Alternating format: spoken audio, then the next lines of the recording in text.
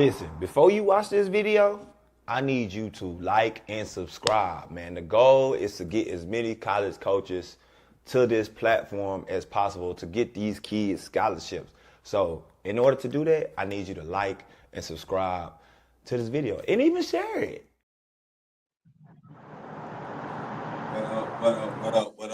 What up? Listen, man, we had some technical difficulties this morning, but you know what? Listen, ain't no excuses. Just get the work done. Just get the work done. That's how I feel. Just get the work done, man. Yeah, so how y'all doing, man? I'm good, Doc. What's up, Trey? How you doing? I'm good. I'm blessed. Yeah. Yeah. Got you. So, man, we talking about basically Jamal Crawford had put a video, had commented on the video. You talking to KG, talking about how he kind of mastered like coming off the bench. In a sense, I'm loading the video right now, but he talked about kind of like mastering in a sense, like learning how to come off the bench, like learning how to be a team player, like learning how to really embrace like not starting, because a lot of kids nowadays they want to start, and not knowing there's probably some beauty in coming off the bench. I think I was one of those players that like, I think even in college, like I was just like, man, coach, I went and told my coach, I was like, bro, let me come off the bench, because I knew I wanted to just get loose. You know what I'm saying? Like I was just like, just give me the ball. I'm trying to go do my thing. Z, what's your take on that? Like coaching kids or coaching at the highest level as far as like EYBL and stuff like that. What's your thoughts on that? Well, like I had to prepare my own kid for it, but I went through it myself because I was a starter my whole life, and then I got to the CBA and they had me coming off the bench, and I was better than the starting point guard. So I was like, what the hell? What we got going on here? So it took me understanding that we played two type of different point guard roles. So my coach wanted me to come in and be the scoring point and not just a facilitating point. So I got 6 Man of the Year that year. You know what I'm saying? So so I learned how to, grow into that role, but I understood what my coach wanted from me. But a kid that's been starting his whole life or her life, it's a hard thing to adapt to when you get to a level and you're coming off the bench, because you're so used to being in the game when it starts. You're so used to getting things going, and then now sitting down and they call your name and you going in, it's a different feel. So, when you coaching EYBL teams, not everybody can't start.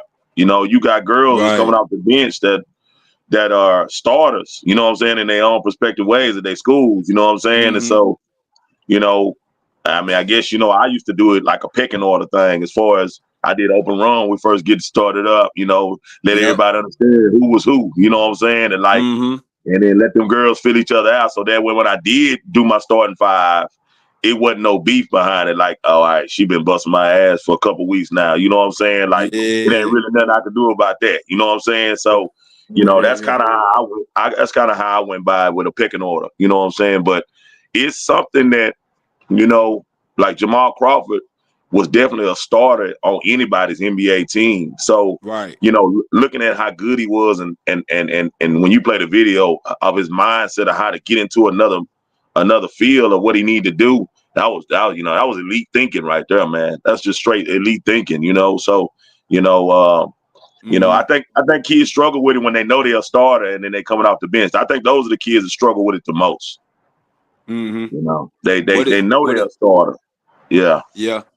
How do you go across about this? So say for instance, they busting somebody tail in practice, and then you put them on the bench. You know what I'm saying? Like you saying like, okay, we letting them play, we seeing where they at, but they necessarily might be better coming off the bench. You know what I'm saying? Yep. They may be a starter. You know what I'm saying? Well, if you're looking at first group, second group, you don't want your second group to come in and fall off. Okay. So it's easy to tell this girl that can really put that ball in the hole, I want you with the second group, because they don't score as well as the first group.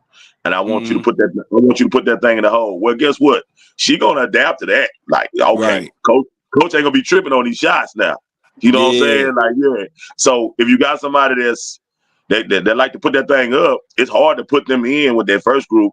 You know what I'm saying? Because they ain't gonna, the first group gonna be upset with it. Like, come on, man. Like, we all need to touch the ball. You know what I'm saying?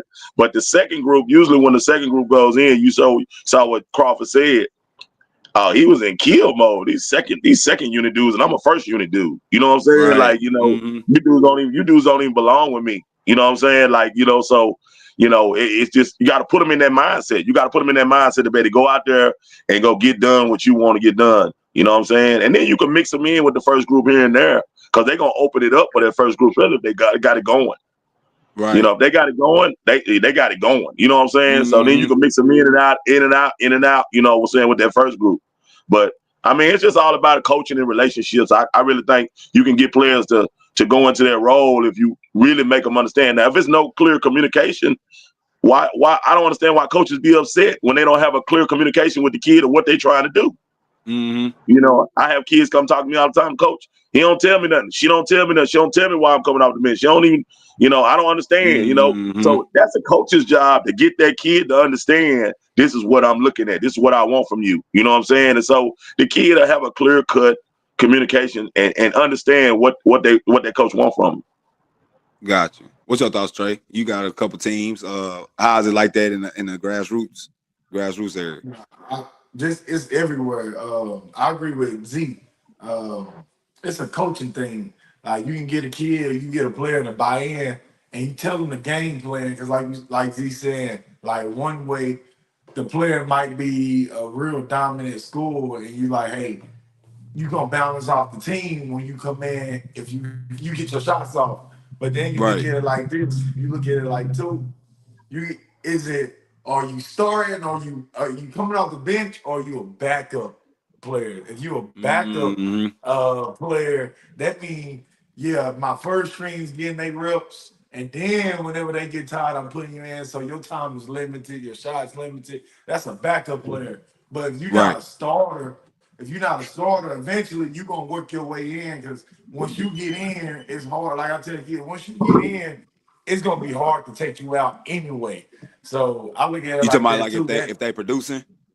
Yeah. If you producing, it's like, all right, I'm gonna keep you in there at the grassroots level. You know, Right. Of course, you're talking about the NBA.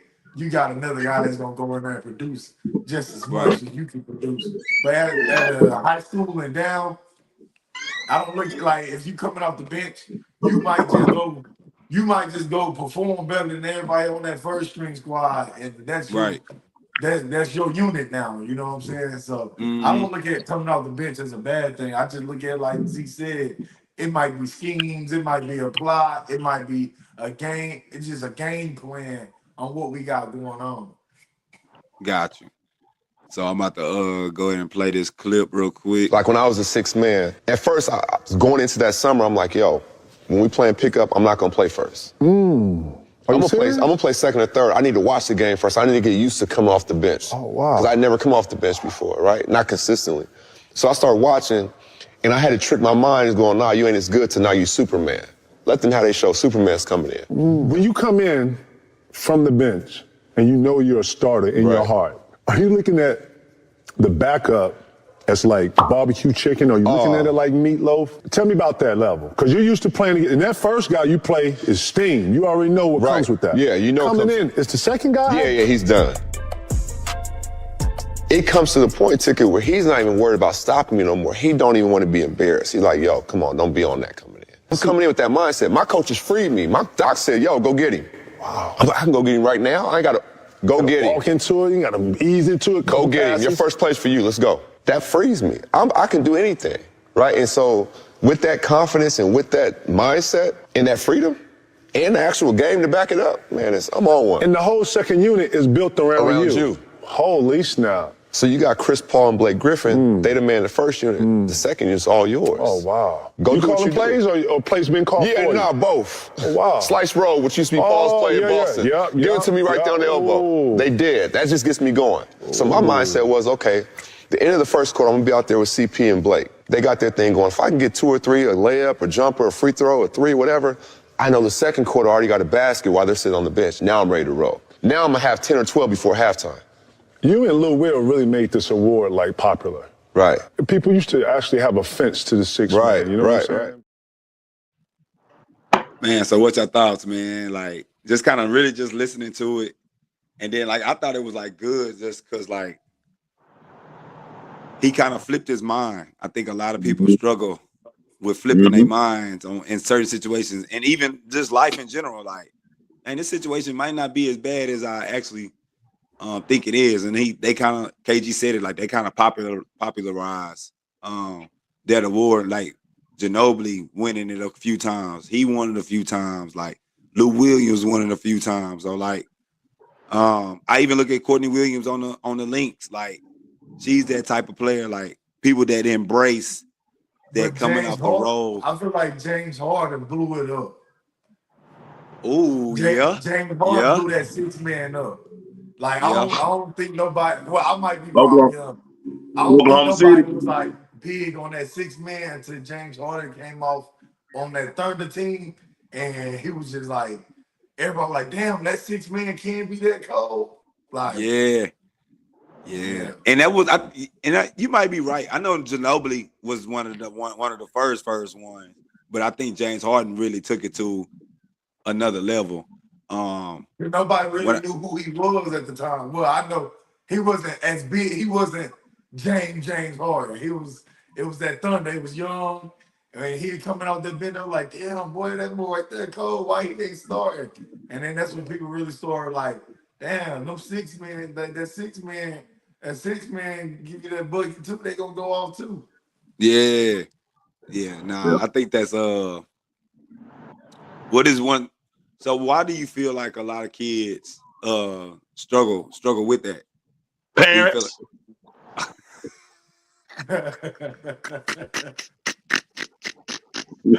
Short, sweet, simple, huh? Yeah. Also the culture. We live in the culture. I think Z, you said it. I know they speak about it. The participation, the peck. Z, you say the pecking order, but you also it's the participate. Everybody believe they should play equally. Everybody believe they should be starting. Everybody believe that. Church league minutes. Everybody get 5 each quarter. Yeah. That's what parents want. Yeah. Well, my baby never starts. Well, that's the reason why. You know what I'm saying? Yeah.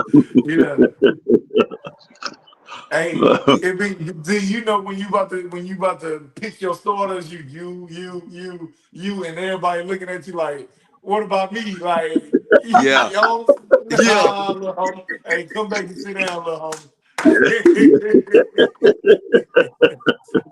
Well, it's something we can touch on while we're talking about this is, the reason that AI's career didn't go longer than it should have is because the Denver Nuggets wanted AI to be a 6-man. Denver Nuggets wanted him to be the 6-man, come off the bench, and he refused it. He refused. He was like, "No, I ain't no 6-man." Yeah. So just think about it. AI would have played another couple of years. You know what I'm saying? Probably would have been averaging about 25 off the bench. You know, and that was when they was real good on the Nuggets too, right? Yeah. I ain't gonna lie. When I was watching, I was like, "Oh, they gonna go to the finals." Yeah. Bro, I was one of those people. I was like, "Oh, they gonna go to the finals." Who was that coach for them? Who was the George Karl? Was he the coach? Yeah, I think so. Let me see. Yeah, I can look it up real quick.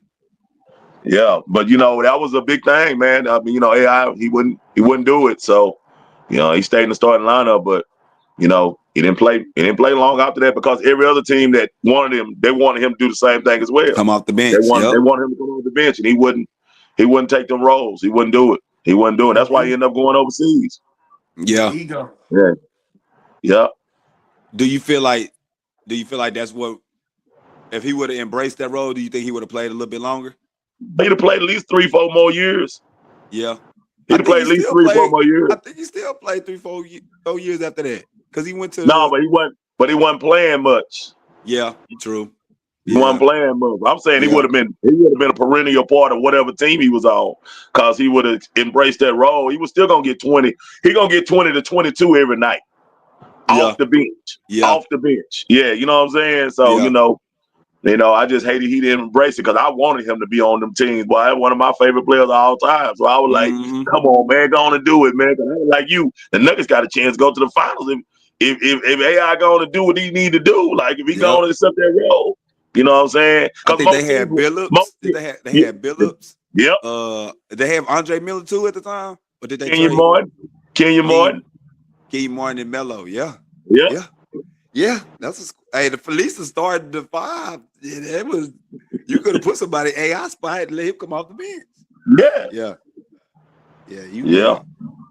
Nah, they I'm trying to see who was the coach.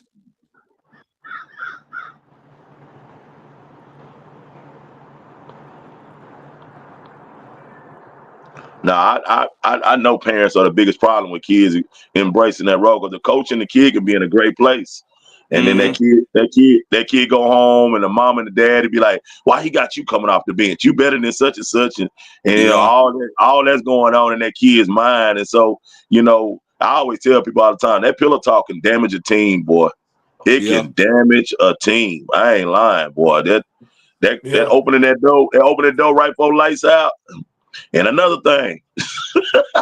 Them parents go in that room, man, they drill it in them kids' heads. And so the kid not willing to be a team player because his parents, mom and dad telling him against it. You know what I'm saying? So you can watch a kid. You can watch a kid and be like, yo, they've been talking to their parents. Yep. For real? Yeah. Like it's you can work on stuff and then like they can do it so good and you teaching a game of basketball, kicking that drive and that swing, that one more pass, they doing it. Then the parents over there like, and then so now nobody will pass the ball. It's like, bro, how you go from this to this in one game? Right. I'm gonna tell y'all a true story. I was in Boo Williams and we just played a hell of a game, man. I'm talking about everybody braving about us, coaches, college coaches, like, whoa, y'all was moving that ball, Z. Y'all was moving them kicking that thing and everything. I see one girl on the track over in one corner. I see another girl on the track in another corner. Their dad just got them over there in them corners. Then we come back the next game, nigga, shit. Them motherfuckers ain't kicking shit. They ain't kicking shit. They ain't passing shit. They ain't doing nothing we just did. Hey, you see it before it even happened, and you just like, oh, fuck. Let me go get me a coffee, man. It's gonna be a long next game. That's what I be saying to myself. Yep. You can see. You can see. What would you shoot that shot? You know what I'm saying? It's crazy. Hey, and look, the parents never played basketball, so they don't understand it. They don't understand, giving up a good shot for a better shot or feeding a hot hand. You know what I'm saying? So, like, you're right, Z. The parents and that pillow talking crazy. Hey, man, but it shockingly, this will shock a lot of people. A lot of parents that have played basketball are the most selfish parents. Okay, so do you think it's because they think they know the game, or they know the game, they're knowledgeable of the game, so it's feel like they kid probably know more than the other kids? Listen, the highest level I play basketball, I never taught my daughter or my son to be selfish on the basketball court. Like, I want them to make the right play. You know what I'm saying? Like I praise the right play. So I don't think that has anything to do with it. I just see a lot of parents, dads, mom that done played. They selfish. They want their kid to be the star, want to have the most points all the time. They want them, you know what I'm saying, their name to be, like, say, for instance, after a game, EYB will pull a kid to go talk, do a live media, interview. And if it ain't their kid, you ought to see them over there. Yeah. This is how they look. Yeah. And their kid done had a hell of a game. Kid done had a hell of a game. But they just pull random kids. But parents so selfish. They so selfish they can't get past it, bro. They can't get past. You need to get an interview next game. You need to get an interview. Don't pass to her no more. So you think Z? You think it's the ones who play? I feel like it's the ones who never played, and you just No, I no, look at it like they I'm never played giving, before. I'm giving you that. I give you that the ones that never played, they are No, I'm bad. asking, do you But think it's more? Which one? oh, I think it's more than ones that haven't played. But you'll be shocking the ones that have played how selfish they are, Yeah, knowing the game and how selfish they tell their kids to be. You'll be shocked at yeah, yeah, at how many parents are like that. And I think it's yeah. because scoring is the thing. Like parents want their kids to see their kids score. But I went to Ashley's event last Saturday, bro, and it was a girl that was like literally making every right play. And I'm just watching the game. I'm like, bro, she ain't scored a bucket, but I would, me personally, I would recruit her just because she making the right play, and she ain't make a shot. Like she ain't even try to like really for. I think she took a few shots. Like you could tell she confident. She was bringing the ball down the court, making the right passes, making the extra passes, and I'm like, nah, she got it. Like, you know what I'm saying? She just wasn't scoring a lot. So a person that don't have a good eye or don't really know the game, like they parent probably be like, oh, my baby ain't scoring.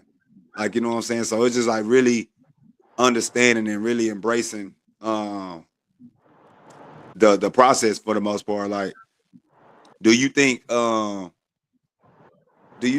patience is patience versus pressure in a sense? Like a lot of parents and kids aren't patient. They put a lot of pressure on themselves, or they put a lot of pressure on their kids to start and do these certain things when it's kind of like a process of like coming off the bench. If you even get the opportunity to come off the bench, you know what I'm saying? Do you feel like it's opportunity? Do you feel like everybody gets the opportunity to come off the bench in a sense? Well, I I mean, would say it's this. like, go ahead, Trey. Just to go back to what you were saying about that girl and her parents, I want to say this. If a player is playing like that, she probably had great parents who sitting back and watching her play and watching her just create it on her own. Her parents, them be the parents who probably just supportive, who because for a kid to just come down here and make plays and do that and be free in doing that without worrying about forcing shots, without Z, you know how it is, or Ed, you Yeah, watch it all the time where you be like, just make Mm-hmm. that pass, and that kid is like, Yeah, you might they trying make to get that it. pass. And Yeah, they just yeah, like, why is it so hard just to make the pass? And yeah, yeah. but you got kids who come out here and just like, shit, it's a senior, it's yours. So I feel like those are the type of parents. That girl, whoever you talking about, Ed, she probably got some good parents for her to be yeah. free and just come down here and just be like, and without thinking and without forcing anything. That's all I want to Got say. you. That makes sense though. But Z, what you think? Like, do you think a lot of kids like they not patient in a sense? Like, do you feel like every kid gets the opportunity to start I or think what? practice. I think practice. I've always been taught this by some great coaches. Mm-hmm. Practice is pretty much gonna tell you who gonna be your main players, who gonna be your. Because see, people think starting. I'm gonna explain something. Break something down for y'all. People think Mm-hmm. starting is that's the group. Well, you got. I'm gonna go 8 deep. You got Okay. 6, 7, 8 that is just as important as that 1 through 5. Okay. So 6, 7, and 8 coming off that bench can be your leading scorer because they are just as important as the starting group. Got you. And I Okay. don't think people talk about this enough. Like, when you start getting to 9 and 10, maybe on EYBL 9 and 10 is still important.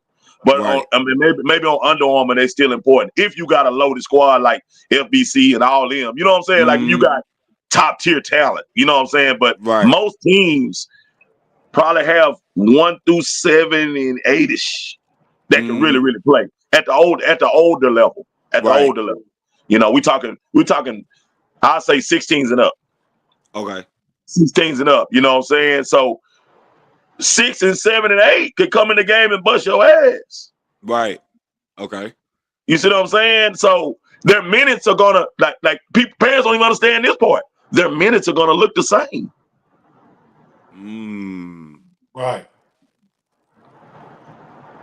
That's a good. right. That's a And- that's a that's a valid but point. that's Go what ahead, I Trey. would that's what I was saying earlier. Is people be thinking it's a difference from coming off the bench and being a backup. If you're a Yeah, backup and like I say, Z, you the number one point guard and I'm your backup. That means yeah, I'm getting reps when you tired, when you need a break. You might get a cramp. I go in there, or you know it's a scheme, but when it's time, that means I know Z is gonna be in that game.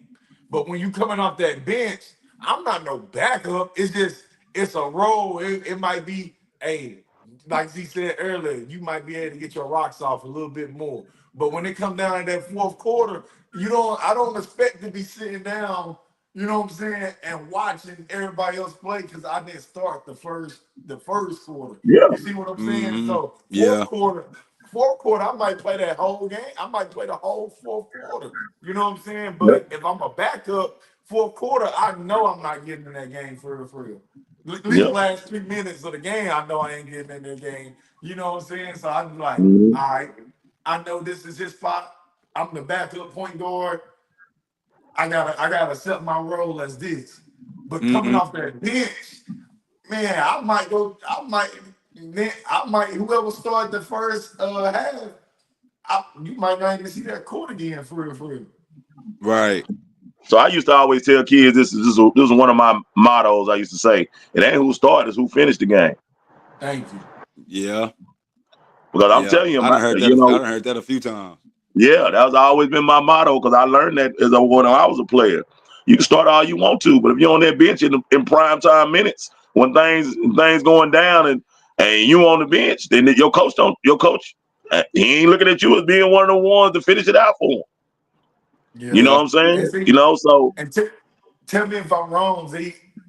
First quarter, first quarter, first half, everybody's gonna play. You trying to yeah, see Mm-hmm. who's having a good game, who got the hot hand, who feeling good, because you know it changes. And then that third, fourth quarter, you be like, all right, I'm playing to win. I'm only playing the people who's producing at this time. Right. yep, Got you. yep. Do you feel like um people like kids, parents, do you feel like kind of they missed the learning opportunity from coming off the bench? Like, because I feel like you can learn a lot. And I think this is why coming off the bench is so dope, because like you could see how the coach is gonna coach from the other side if you really a player and you love the game like that. Say for instance, you don't start, but you come off that bench that second quarter, late first quarter, something like that. You get to see like what type of scheme they really doing before you even touch the flow. So it makes it that much easier. Like based off even what Jamal Crawford said, like he knew like what he was about to do, you know what I'm saying, coming off the bench. Because he done seen what they run in, who they playing, what's the lineup like on the other team. What y'all think about that? I mean, Nah. uh, go Go ahead, ahead. go ahead, Trey. Oh, Go ahead, Trey. no, yeah, no. You get to watch. You get to see the game. You get to see the pressure. You get to see the gaps that's open. You get to see what our defense is not doing. So you be like, all right, they doing this every single time. So you get in the game, you prepare. It's just like watching film, live film. Mm-hmm. Yeah.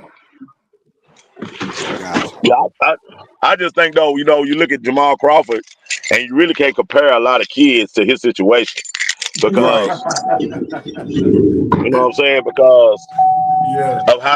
of how good this dude was, man. You know what I'm Right. saying? Like this dude was really, really good, man. Like and like KG, like you know, KG tell him, you know, he was really a starter. You know what I'm saying? He Mm-hmm.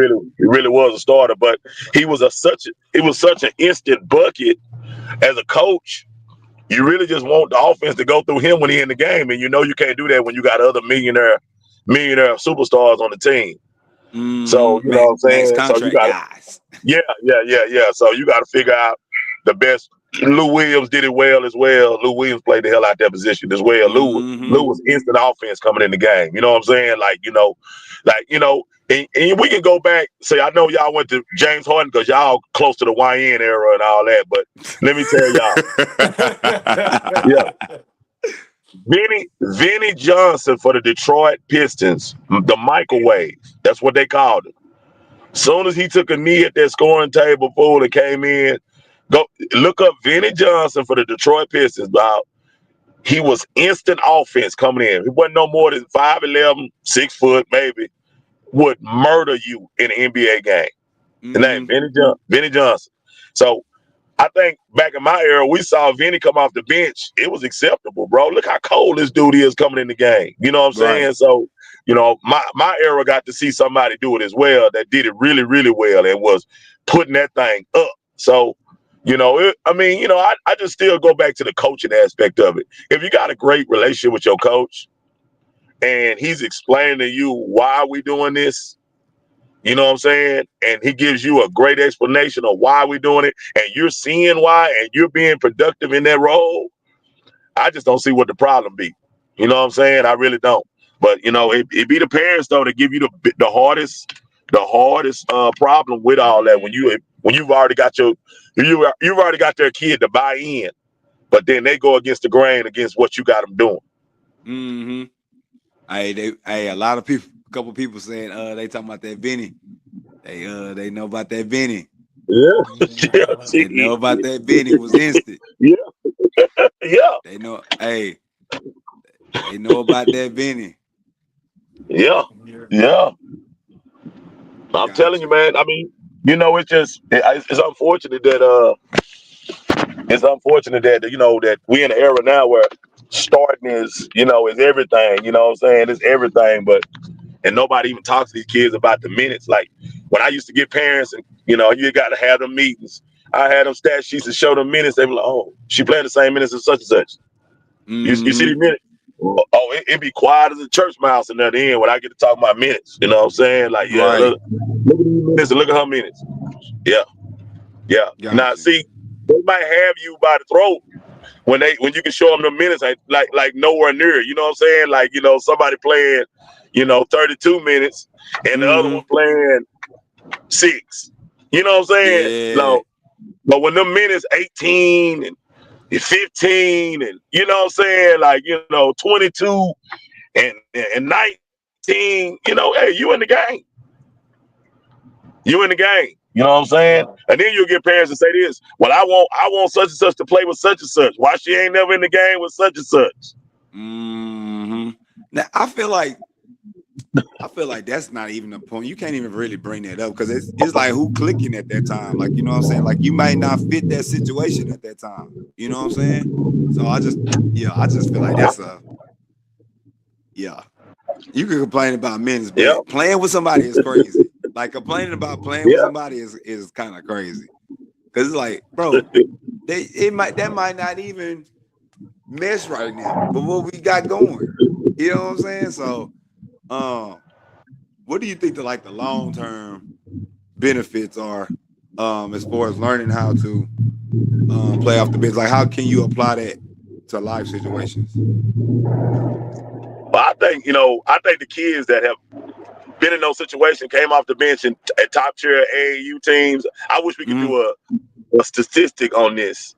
I wonder, do they do better going to college as a freshman than most ones that have been starting their whole life? You see what I'm saying? Yeah, that's a good point. Yeah, I wonder do they adapt, they adapt better than the ones, because most freshmen that go to college, they're coming off the bench, bro.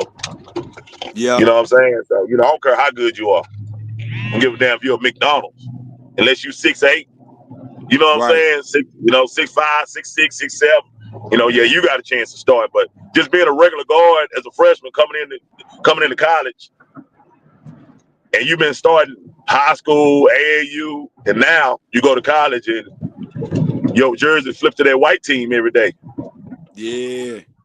How do I would love to see a stat over there, like how many girls how many girls get in the portal, how many girls, you know what I'm saying? Like, I would love to see, the ones that are real counterproductive over the ones that are not. You know what I'm saying? I love that. That'd be a great stat to see right there. Yeah. I actually think that actually would be a great stat. Like seeing the transition, like who really struggling. I think it's more the starters, like the McDonald's All-Americans that don't get the that don't get to play right away, like they struggle. Yeah, they struggle for sure.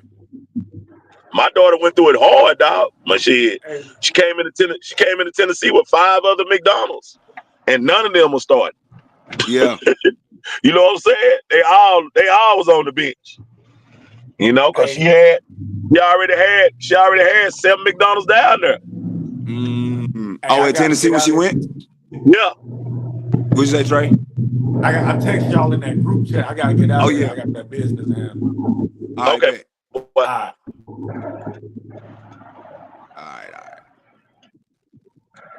Well, shoot.